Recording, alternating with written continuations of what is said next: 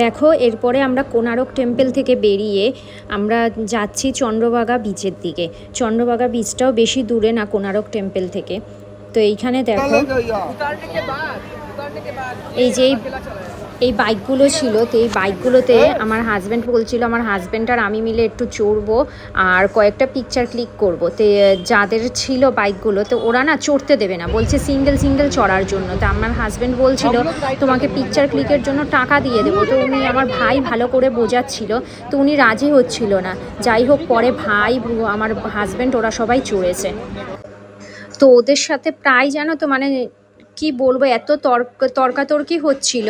ওরা বুঝতেই চাইছিল না যে আমি চড়বো না, জাস্ট কয়েকটা পিকচার ক্লিকের জন্য। তো ওরা কিছুতেই বুঝতেই চাইছে না, আমাকে বলছে অন্য একটা বাইক নিয়ে এরকম যেতে।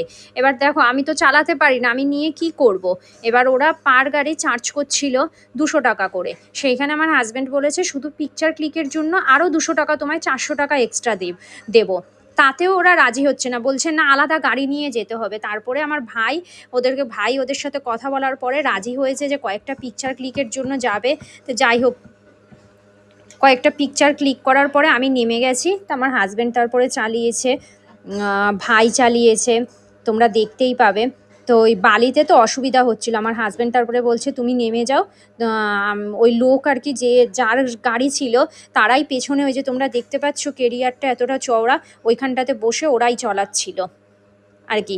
জাস্ট সামনে তুমি বসবে, এই যে দেখো উনি উঠছেন, যার গাড়ি সে উঠছে, সেই চালাবে। কারণ ভয় লাগছিল, স্লিপ কেটে যাচ্ছিল চাকা এই দিক থেকে ওই দিকে। এবার ওদের যেহেতু অভ্যাস হয়ে গেছে সেই কারণে আমার হাজব্যান্ড না করছিল। এই দেখো ওরা কীভাবে বসে দেখো চালাচ্ছে, ওদের কোনো ভয়ও লাগছে না, কিচ্ছু না। ভাই চালিয়েছে, আমার বর চালিয়েছে, নিতাইদা, তারপরে নন্দী, সবাই চালিয়েছে।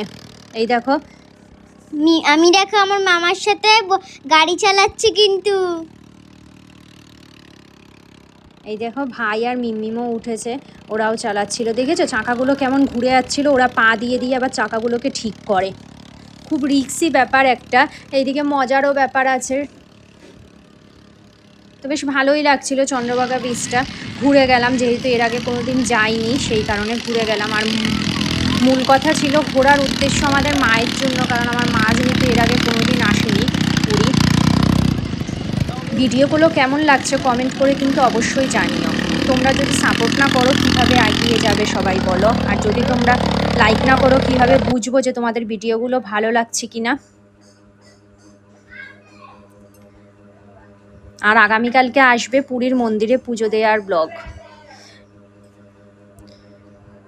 মন্দিরে তো জানো ফোন নিয়ে ঢুকতে দেয় না, বা যতটুকু ব্লগ ক্লিপ করতে পেরেছি, যতটুকু ব্লগ ততটুকু ব্লগই তোমাদের সাথে শেয়ার করব, অতি অবশ্যই শেয়ার করব। আজকের মতো এখানেই, গুড নাইট। সবাই খুব ভালো থাকো, সুস্থ থাকো। আর সবাই কিন্তু একদম ভালো থাকো। Good night.